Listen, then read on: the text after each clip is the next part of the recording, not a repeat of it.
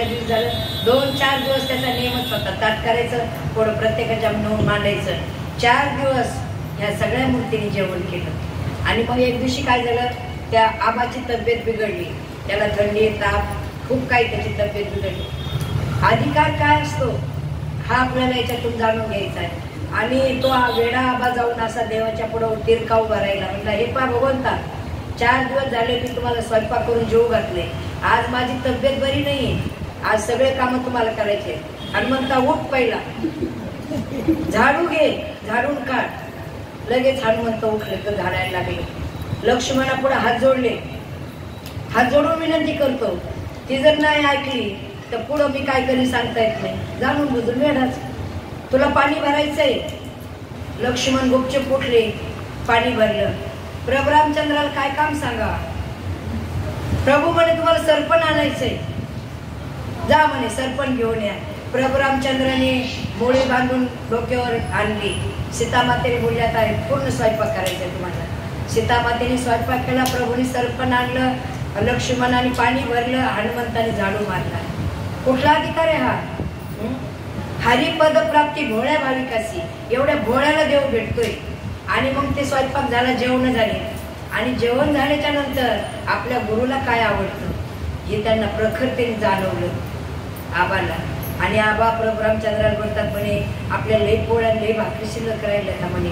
सीतामातेला बोलले म्हणे, तुम्ही खूप स्वयंपाक केला, अन्न किती वाया घालवलं तुम्ही, पण जाऊ दे म्हणे, काय हरकत नाही. पण माझ्या गुरुदेवाला ना या शेळ्या पोळ्याचा आणि शेळ्या भाकरीचा चिवडा खूप आवडतो म्हणे, खूप आवडतो म्हणे. आता माझी म्हणजे असं मला वाटतंय की माझ्या समोर आत्ता प्रभूने माझ्या गुरुने प्रगट व्हावा आणि ते खावा. त्यावेळेला प्रभू बोलले, तुझी इच्छा पूर्ण होईल म्हणे. पुन्हा सीतामातेने त्या पोळ्या भाकरीचा चिवडा बनवला आणि हनुमंताला बोलून घेतलं प्रभूने, हे काम तुला करायचंय म्हणे. आणि मग हनुमंताने ते आबानी ते चिवडा घेतला आणि हनुमंताने त्या आबाला खाल्ल्यावर घेतलं. जय श्रीराम. दुसऱ्या मिनिटाला हनुमंत काशीमध्ये जाऊन रामदास स्वामीच्या समोर प्रगट झाले. प्रगट झाल्याच्या नंतर हनुमंत रामदास स्वामीला काही समजना, आबा इथं आला कसा. पाठीमागा हनुमंतराय होते. तेव्हा त्यांनी सांगितलं, मला यांनी आणले. हनुमंताला विचारलं काय प्रकार आहे. हनुमंताने डिटेल सगळा प्रकार सांगितला. यांनी आम्हाला जेव कसं घातलं, यांनी आम्हाला कामाला कसं लावलं. त्यावेळेला रामदास स्वामीला एवढं म्हणजे भरून आलं का, अरे एवढी मी साधना केली, एवढी तपश्चर्या केली, साधा देव माझ्या स्वप्नात आला नाही, कधी मला देवाने भेट दिली नाही, कधी देव माझ्याशी बोलला नाही. आणि ह्या वेड्या आबानी देवाला खाऊ तर घातलं, देवाला कामाला लावलं आणि शेवट इथपर्यंत देवाला यावं लागलं त्याच्या इच्छा पूर्ण करण्याकरता. हा एवढा फायदा आहे गुरुभक्तीमध्ये, गुरुसेवेमध्ये, एकनिष्ठ भाव असल्यामध्ये. अशा अनेक उदाहरणं आपल्याला आपण सांगू शकतो. गावोबानी काय केलं. गावोबा म्हणजे तो गावभर फिरत होता, निव्वळ वेडा होता. त्यांनी केवढं मोठं कार्य केले आणि जगाच्या इतिहासामध्ये हा आबा आणि गावोबा चमकले. गावोबा म्हणजे का असा गरीब कुटुंबातला मुलगा होता. वडील वारलेले होते, आई आपल्या असं उदरनिर्वाह करता काहीतरी करत होती. आणि एक दिवशी त्या गावोबाला कोणीतरी पुरणपोळी खायला दिली. पुरणपोळी त्याला एवढी आवडली आणि घरी येऊन आईला सांगितलं, मला पुरणपोळी खायची. खूप त्या मुलाने हट्ट केला, ठीक आहे म्हणून पहिल्या दिवशी केली, पुरणपोळी खाल्ली.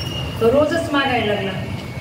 आता हिची परिस्थिती एवढी नाजूक असल्यामुळे ही पुरणपोळी कशी काय त्याला करणार, म्हणून मग त्यांनी काय केलं, त्याला मारायला सुरुवात केली. मारायला सुरुवात केल्याच्या नंतर एक सद्ग्रस्त रस्त्याने चालले होते. म्हणे, का मारते बाई त्या बाळाला. ती म्हणे, बाबा काय करू, माझा नाविलाज झालाय म्हणे, मी कसं ना काय रोज 2 टायमाच्या जेवणाची तरतूद करते, ह्याला रोज पुरणपोळी करून आणू म्हणे. एकदा झाली, 2दा झाली, नाही करू शकत म्हणे मी त्याला पुरणपोळी. ते म्हणे, ठीक आहे, नाही करू शकत ना, मी जे सांगतो ते कर म्हणे. नाथबाबाच्या तिथं रोज पुरणपोळी असते, कुणी या कुणी खा, काही मनात शंका घेऊ नको म्हणे, याला फक्त नाथबाबाच्या तिथं नेऊन सोड. आणि मग ती गेली घेऊन. तिथं घेऊन गेल्याच्या नंतर तिने नाथबाबाच्या पायावर त्याचं डोकं टेकवलं आणि नाथबाबाला सांगितलं, म्हणे बाबा हा माझा मुलगा आहे आणि मी खूप गरीब घरातली म्हणे, मी याची इच्छा पूर्ण करू शकत नाही. त्याने विचारलं, काय त्याची इच्छा. म्हणे, तुम्हाला रोज पुरणपोळी मागतोय. नाथबाबांनी सांगितलं, निवांत तुझा म्हणे त्याला राहू दे. आणि लगेच गावबाबांना मी काहीच सेवा इथं करणार नाही. ते म्हणजे काहीच करू नको, पण पुरणपोळी खायच्या वेळेला यायचा. तो पूर्ण वेळ गावभर फिरायचा आणि जेवणाच्या पहिल्या पंक्तीला येऊन ठेपायचा. काय करत पहिल्या पंक्तीला पुरणपोळी खायचा आणि तिथंच लोणकायचा, तिथंच झोपायचा. कितीतरी वेळा सगळे म्हणायचे अरे पुरणपोळी खातोच, झोपतोच, गावभर फिरतोच, काही वेळ तरी तू कथा ऐक, नामस्मरण कर. थोडं करता करता थोडस तो त्याच्यामध्ये शिरता. आता पुढे चालून नाथबाबांचं जायची वेळ आली. संत स्वतःचे कार्य संपल्याच्या नंतर कधीच थांबत नसतात. ते त्यांच्या इच्छेने येतात आणि इच्छेने जातात. त्यांचा काळावर एवढा प्रभाव असतो. नाथबाबांनी किती वेळा काळाला परत पाठवलं. आपल्या काय त्यांचं नाव चांगदेवानी किती वेळा 14 वेळा काळाला परत पाठवलं. तसं नाथबाबांनी 2-3 वेळा काळाला परत पाठवलं आणि स्वतःहून जायची वेळ सांगितली त्यांनी. त्यावेळेला सगळे लोक म्हणे त्यावेळेला भावार्थ रामायणाचं नाथबाबांचं लिखाण चालू होतं. आणि मग लोक म्हणे बाबा कसं काय जाता येईल तुम्हाला, तुमचं कार्य तर पूर्ण होऊ द्या. म्हणे काय कार्य माझं, म्हणे बरं भावार्थ रामायण तुमचं लिहायचं अर्धवटच आहे ना. ते म्हणे काय नाही त्याचं काळजी करू नका म्हणे, गावबा करीन ना पूर्ण, गावबा करीन पूर्ण म्हणले. तुमच्या सगळ्या लोकांना आश्चर्य वाटलं. आता हा गावबा कशाच्याच कामाचा नाही, खायच्या झोपायच्या कामाचा आहे आणि गाव फिरायच्या मापातला आहे. काय नाही म्हणे करू शकते, तो करू शकतो म्हणल्याच्या नंतर काही दिवसांनी नाथबाबांनी आपलं वैकुंठ गमन केलं. आणि आता ते कथा खूप मोठे आहेत पण आपल्याला वेळच कमी काय हरकत नाही, शॉर्टकट स्वीट.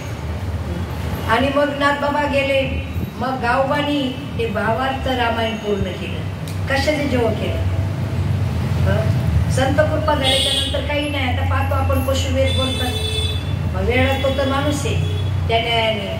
म्हणून गावबानी भावार्थ रामायण पूर्ण केलं.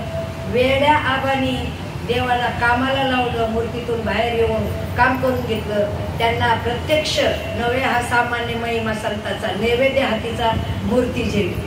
असे आपल्या या महाराष्ट्र भूमीमध्ये भारत देशामध्ये अनेक साधू संत गेले. तर मग आपण काट्याचं उष्ट खाऊ नये. व्यासव विशिष्ट हे जे आहे ना, उष्ट म्हणजे काय भाजी भाकरी नाही, हे त्यांच्या तोंडातून आलेले ग्रंथ आहेत आणि त्यांचे जे विचार आहेत, त्यांचं आपल्याला जे मार्गदर्शन आहे, हे उष्ट आपल्याला खायचे. जीवनामध्ये ग्रंथाच्या सानिध्यात, संतांच्या संगतीत आणि देवाच्या सावलीला बसव. कधीही जीवनाचा एक क्षणही व्हायला जाणार नाही. म्हणून प्रत्येकाने जीवनामध्ये येऊन गुरु करावा. गुरुशिवाय कधीच मरू नये. काय अवघड आहे त्याच्यामध्ये गुरु करण्यामध्ये. आणि गुरुवर श्रद्धा सगळ्यात महत्वाची. गुरु दाविल्या वाटा येऊन विवेक तीर्थ तटा दोन्ही मळकटा बुद्धीचा. त्याने गुरु काय करते, आपल्यामध्ये जे विकार आहेत ते धुवून काढतात, आपल्याला सोप्या भाषेत समजून सांगतात. आता पाण्यावर शेवाळ आहे, मग त्याच्या खाली पाणी नाही का, पाणी आहे त्याच्या खाली.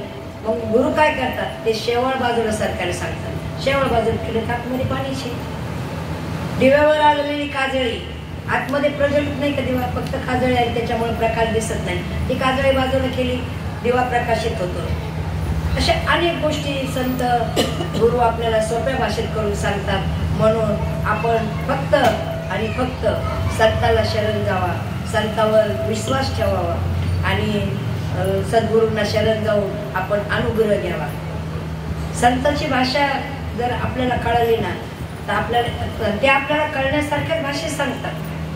त्याचं थोडक्यात उदाहरण आपण काय म्हणतो, मला वेळच नाही, मला संसाराने खूप बांधले, असं केलंय तसं केलंय. त्यांनी तुम्हाला बांधले की तुम्ही त्याला बांधले. असंच एक वेळेस रामदास स्वामीकडे एक माणूस गेला. तो म्हणे का मला पण तुमच्यासारखं खूप करावं वाटतं पण काय करावं, संसार सुटत नाही म्हणे. तेव्हा रामदास स्वामी बोलले, तू संसार सोडत नाही का, संसार तुला सोडत नाही. नाही म्हणे मला संसार सोडतच नाही. ठीक आहे म्हणे. आणि रामदास स्वामींनी काय केलं, एका झाडाला जाऊन मिठी मारली आणि म्हणे चल माझ्याकडे. झाडाला मिठी मारली आणि काय बोलते तर मला सोडव कुणीतरी, मला सोडव कुणीतरी.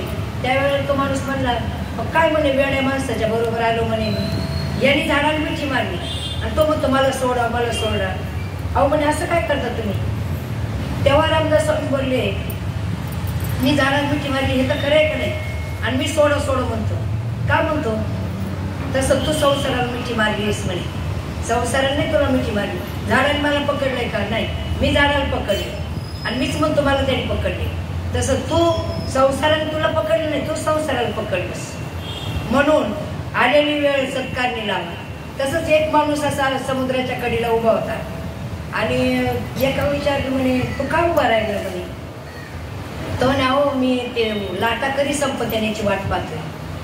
का म्हणे मला हातपाय धुवायचे. मग आता समुद्रातल्या लाटा कधी संपत आहे आणि हे कधी हातपाय धुईल.